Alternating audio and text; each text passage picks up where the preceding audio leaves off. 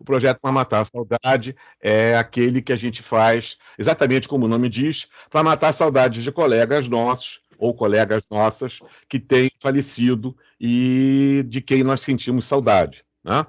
E hoje a gente vai falar sobre um colega nosso que foi extremamente importante para a instituição, além de ser uma grande pessoa que eu conheci muito bem, chamado Luiz Carlos Cáfaro. Luiz Carlos Cáfaro, acima de tudo, era uma pessoa com coração desses que a gente encontra raramente na vida.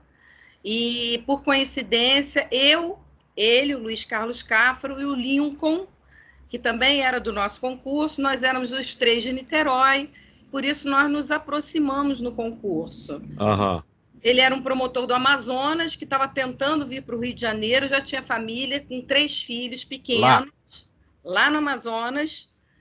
Ele era do Rio, mas tinha ido para o Amazonas por conta do concurso no Amazonas. Uhum. E ele estava tentando voltar para o Rio. E assim nós começamos a nos entender. E o que eu posso dizer do Cáfaro é que ele, além de ser o profissional que todos nós que o conhecemos sabemos... Grande profissional. Era uma pessoa incrível, super gente boa, super uma bem-humorado. Muito disponível, né? Muito prestes, disponível para ajudar os outros, né? Bem-humorado, conversava bem com todo mundo, acolhia todo mundo, sabe? Uma pessoa do bem.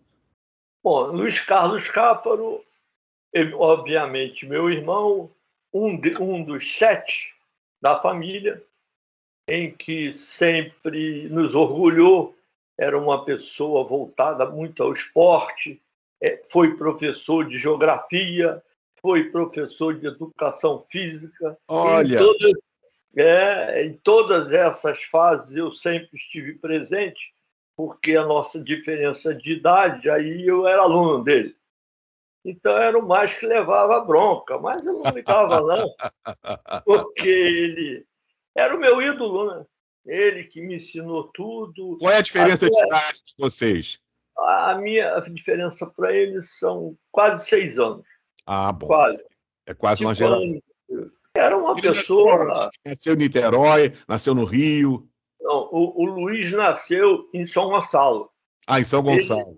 Ele não gostava, não. Ele falava que era em Teresópolis, porque ele nasceu em São Gonçalo e nós fomos para Teresópolis. E nós, basicamente, fomos criados em Teresópolis, onde meu pai foi vereador. E agora, o meu irmão, um dos pontos que eu mais gostava dele, e o que eu sentava para ouvi-lo, é o falar. Ele sempre teve esse dom desde criança. Olha só. Olha só. Então ele era a pessoa certa no lugar certo, porque ele foi trabalhar no júri. Se eu não estou enganado. É verdade. Eu ia muito ao júri, viu? Eu acho que ele foi acima de um profissional de altíssimo nível, ele foi um pai de família exemplar, ele foi um amigo mesmo, daqueles que coloca à disposição de você o tempo todo, não é? Muito, muito brincalhão, muito engraçado. Vocês foram colegas de concurso? Do outro lado, né, que ele era realmente da área criminal. Eu achava o Cáfaro, resumindo, né, quando ele faleceu, ao se fazer uma homenagem a ele, eu falei assim, esse menino foi igual o Pequeno Príncipe, passeou por esse país e viu tudo e nos deixou muito cedo, né? O príncipe foi a imagem que veio na época e continua até hoje. Até hoje é a imagem do Pequeno Príncipe que conversa com todo mundo, né? Ele era muito intenso, tá? O Luiz Carlos era intenso em todos os aspectos, né? É uma característica da personalidade. Ele não veio aqui para esse mundo de passeio, ele veio a sério. Dessa intensidade, realmente, ele era uma pessoa que assim, muito do estardalhaço, né? Ele falava alto pra caramba. Sim. Chegava aqui em casa para me buscar, por exemplo, para esse clube, 6 horas da manhã, 7 horas da manhã, tudo dormindo, aí ele apertando a buzina, Acorda, seu preguiçoso! Ó, Lincoln Antônio! Então, e ficava gritando para eu ir logo, né? Que ele não gostava de esperar, não, né? Ele era daquele que marcava a hora, chegava antes e ainda ficava te gritando lá de baixo para você sair correndo, né?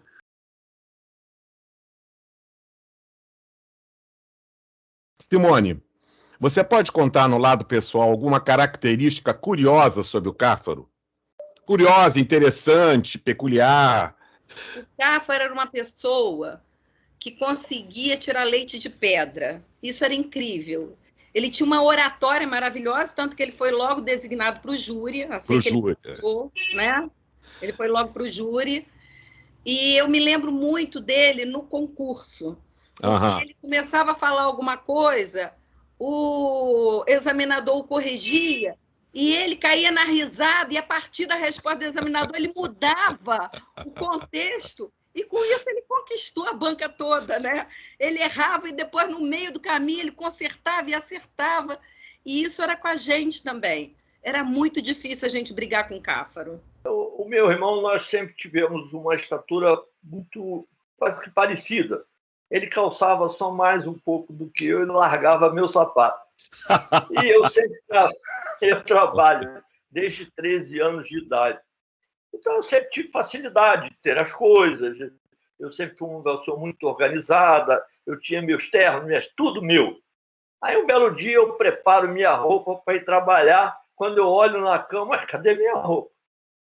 Ele pegou, vestiu meu terno, meu sapato, tudo e foi para o Ministério Público. E ele já era casado. Ele foi na minha casa, porque eu era vizinho dele. Ele descia um lance de escada e ia na minha casa.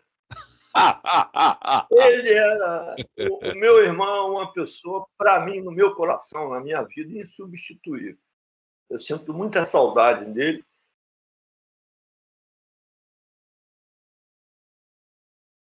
Agora você pode citar um fato institucional em que o Cáfaro tenha tido uma atuação de destaque? Foi o grande nome no Ministério Público no combate ao jogo do bicho. Na época, o procurador-geral era o Biscaia, e eu também trabalhava na área criminal, e nós todos tínhamos uma dificuldade muito grande de pegar os grandes nomes do jogo do bicho, porque o jogo do bicho era uma contravenção. Sim. Mas a gente sabia o que vinha por trás do jogo do bicho. Mas por trás do jogo do bicho havia toda uma organização criminosa, que na época ainda não existia esse nome, organização criminosa, em que havia homicídios, disputa de vagas pelos locais, né, de colocação das pessoas que faziam a exploração do jogo.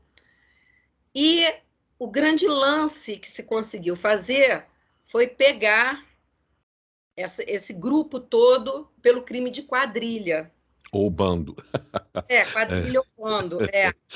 E o Cáfaro, junto com o José Augusto de Araújo Neto, que depois veio a ser desembargador. Ele era chefe de gabinete do Biscaia, se não me engano. Isso, exatamente. Eles ficaram à frente da investigação, depois o Cáfaro foi designado para acompanhar o processo junto a Denise Frossard, à época juíza, e eles conseguiram fazer uma condenação assim inédita na história do crime no estado do Rio de Janeiro. Todo esse contexto de investigação e de acompanhamento do processo para a condenação do jogo do bicho foi tão extraordinária que ele, com apenas 10 anos de Ministério Público, que é uma coisa muito difícil, você sabe, eu vou te dizer o que é, você sabe, ele conseguiu levar o colar do mérito do Ministério Público. Olha, ele correu riscos, né, Cáfaro? Sim, mas o guardião dele, o protetor dele, sempre fui eu. Conta um pouco mais sobre isso. Ele ia, todos os interrogatórios, ele me ligava, vem aqui me buscar que eu já terminei.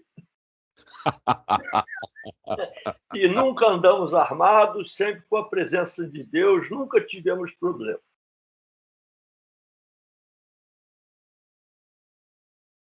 O que você diria para ele?